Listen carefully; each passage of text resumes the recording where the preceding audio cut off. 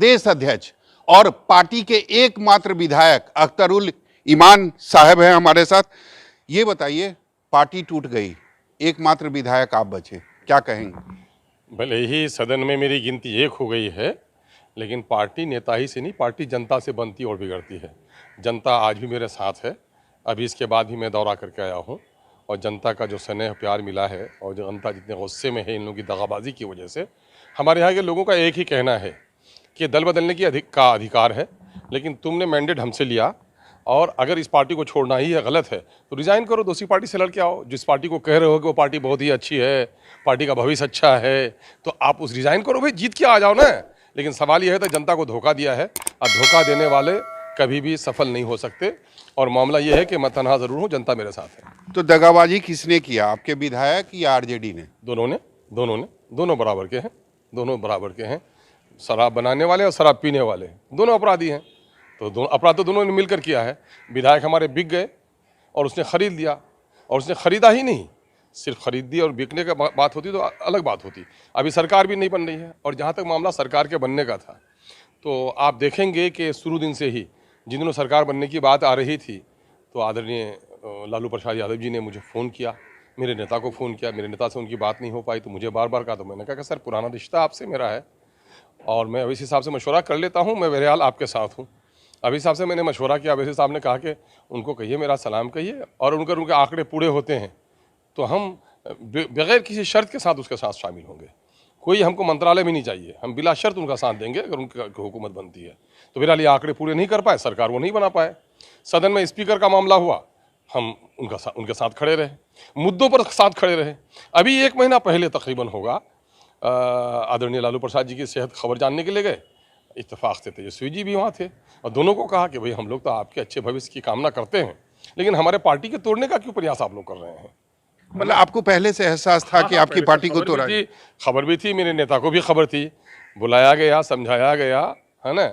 और फिर मैंने कहा, ओवैसी साहब का संदेश था, कहा कि भाई आप प्रयास क्यों कर रहे हैं इस तरह का, हम तो हर कदम पर आपके साथ है, कह के भी आया था। लेकिन उसके बावजूद भी लोगों ने तोड़ दिया, जबकि इस वक्त सरकार फौरी तौर पर बनाने नहीं जा रहे हैं। मुमकिन है आगे जोड़ तोड़ हो, सरकार बनाने का उनको मौका मिल जाए।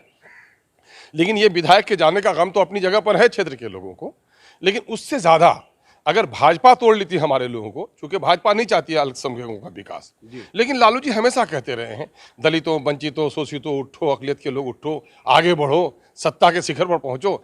ये शब्द उनके सही है क्या? मैं समझता हूँ लालू जी बीमार, अगर सेहतमंद होते शायद, तो ये फैसला कतन वो नहीं करते।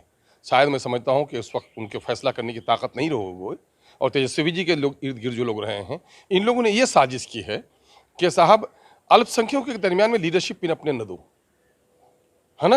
मतलब कोई बड़ा नेता पैदा ना हो, कोई बड़ी पार्टी पैदा ना हो। 75 साल के दरमियान में हम तो मेन स्ट्रीम पॉलिटिक्स ही करते रहे, तो आखिर यहाँ पर मांझी जी की पार्टी बन जाए, पासवान जी की पार्टी बन जाए, निषाद और मल्लाह की पार्टी बन जाए, यादवों की पार्टी बन जाए, और अगर बेचारे अल्पसंख्यकों की, गरीबों की एक पार्टी छोटी सी बनी भी इन 75 सालों के बाद, मैं तो कहता हूँ कि 12 साल की बांझ औरत के गोद पे बच्चा, उसका गला दबा दोगे तो कितना गम होगा, है ना। और एक ही बच्चा, है ना।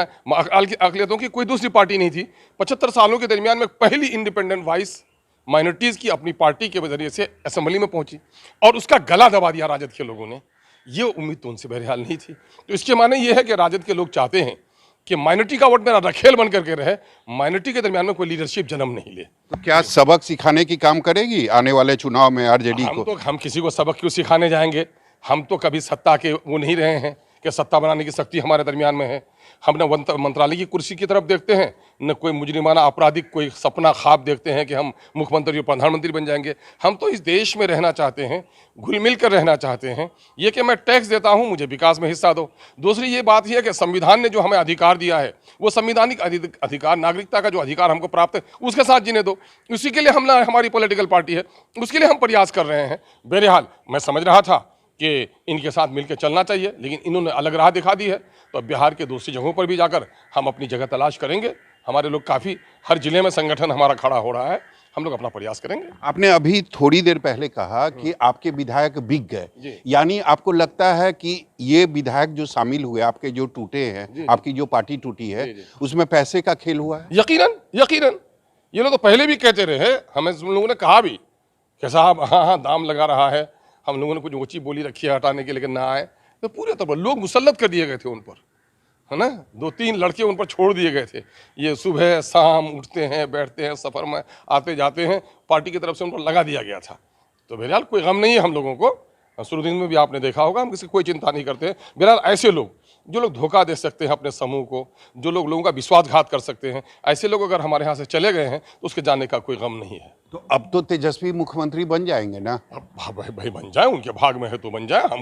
हमको उससे क्या सरोकार, बन जाए, अच्छी बात है, हम शुभकामनाएं देंगे उनको। लगता है कि बन जाएंगे, क्योंकि बड़ी पार्टी तो बन गई है आरजेडी। बड़ी पार्टी बहुत सारी बनती हैं, बहुत सारी पार्टियां छोटी हो जाती हैं, है ना। तो लोकतंत्र में उतार चढ़ाव तो खेल है एक, लेकिन ये है कि आदमी को सत्ता की प्राप्ति के लिए जो लोग अनुशासन का पालन नहीं करते, नियमों का पालन नहीं करते, नियमों को तोड़ते हैं, तो मैं समझता हूं कि ऐसे लोग शिखर भी पहुंच जाए तो क्या फर्क पड़ता है। लेकिन आपको क्या संभावना क्या लगता है, जो स्थिति पैदा हुई है बिहार की राजनीति में, कितनी संभावना लगता है कि तेजस्वी मुख्यमंत्री बने? देखिए, बिहार की जो इस वक्त की राजनीतिक दिशा और दशा है वो अत्यंत गंभीर है।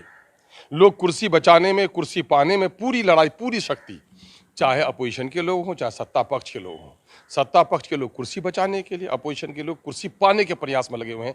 जनता का बुरा हाल है, अफसरशाही है, सैलाब में लोग डूब रहे हैं, बच्चों की पढ़ाई चौपट हो गई, नौजवानों का रोजगार खत्म हो गया, किसानों की हालत अच्छी नहीं हो रही है, अफसरों के रिश्वत के नंगे नाच हो रहे हैं। बस उन्हीं के यहाँ वही ईमानदार रह गया है जिनको मौका नहीं मिला है।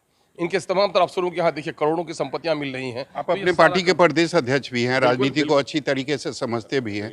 आपको लगता है कि 2025 तक नीतीश कुमार रहेंगे बीजेपी के साथ? अब ये तो भाई संभावनाओं की दुनिया है, ये कब क्या हो जाए, बिगड़ जाए, नियतों का पता तो मैं नहीं हूँ, अंतर्ज्ञानी नहीं हूँ। बहरहाल मुझे ये लगता है कि केंद्र सरकार का जिस तरह का मामला है और उन पर जिस तरह से अभी, चाहे मामला मुजफ्फरपुर का मामला हो, चाहे वो भागलपुर का क्या है वो घोटाला वो हो, तो ये सारे घोटाले की तलवार भी उन पर लटक रही है। मैं तो समझता हूँ कि केंद्र इस पर लोगों को बहुत सारा भय में भी अपनी राजनीति का सृजन, घोटाला तो भय में भी बहुत सारे लोगों को लिए हुए है, और जोड़ तोड़ में तो बीजेपी की आदत है। बहरहाल हम लोग तो ये चाहते हैं कि आम लोगों के हित की सरकार बने, जो लोगों के हित की बात करे। लेकिन कुछ लोग बिहार में यह भी चर्चा करते हैं कि आपकी जो पार्टी टूटी है उसमें पीछे से नीतीश कुमार का हाथ है। आपकी पार्टी के जो विधायक हैं वो पहले नीतीश कुमार के पास गए थे, नीतीश कुमार ने ही उनको आरजेडी का रास्ता दिखाया। अब मुझे इसके बारे में कोई अता पता नहीं है। अब बहरहाल ये लोग चूंकि इन लोगों की नीयत सही नहीं थी, ये बिकने के लिए उतावले थे, तो जाहिर है बाजार में थे तो बहुत सारे खरीदारों से मिले होंगे, बहुत सारे खरीदारों ने इनसे मुलाकात की है, तो ज़्यादा कीमत जहाँ लगी है तो वहाँ बिक गए होंगे। संभावना क्या है, कितने पैसे में ये पूरा डील हुआ होगा? देखिए बिकती है ज़मीन, तख्त बिकता है, ताज बिकता है, इंसान का ज़मीर नहीं बिकता। और जो लोग अपने ज़मीर का सौदा कर लें उसकी कीमत के बारे में जानने की कोई ज़रूरत नहीं। अगर क्षेत्र की बात करें तो आप उसके बाद क्षेत्र भी गए हैं, तो लोगों का रिस्पांस क्या है? लोग इसको किस तरीके से देख रहे हैं कि आपकी पार्टी टूट गई, आपके 4 विधायक अलग हो गए? मैं समझता हूं कि सीमांचल के लोगों ने इन लोगों को सरकार बनाने के लिए वोट नहीं दिया था। सीमांचल के लोगों ने 2 कारण से वोट दिया था। एक तो ये है कि जो भी सरकारें बनती रहीं दिल्ली में, पटने में, इन बेईमानों ने सीमांचल की समस्याओं का समाधान नहीं किया। नीति आयोग की रिपोर्ट कहती है कि अभी सबसे ज़्यादा निरक्षर और सबसे ज़्यादा पर कैपिटा इनकम कम अगर है तो वो सीमांचल का हाल है। सैलाब से तबाही, अभी जाइए, हज़ारों लोग बेघर हो गए हैं। 40-40 किलोमीटर पर हमारा पुल नहीं बना हुआ है, किसी को शुद्धि नहीं है। 60-60 किलोमीटर तक डिग्री कॉलेज हमारे दरमियान में नहीं है, किसी को शुद्धि नहीं है। तो इन बेईमानों के खिलाफ सीमांचल के विकास के लिए लोगों ने उम्मीद किया था एमआईएम पर कि सीमांचल के विकास के लिए, चूँकि हमारा डिमांड है कि सीमांचल डेवलपमेंट काउंसिल बनाओ, लोगों की एक आशा जुड़ी थी। दूसरी आशा ये थी कि पूरे देश में इस वक्त माइनॉरिटी के समस्याओं को लेकर, दलितों, पिछड़ों की समस्याओं को लेकर या अत्याचार के खिलाफ अगर कोई तवानाई के साथ, बड़ी ताकत के साथ आवाज़ उठाता है, उसका नाम बैरिस्टर असदुद्दीन अवैसी है।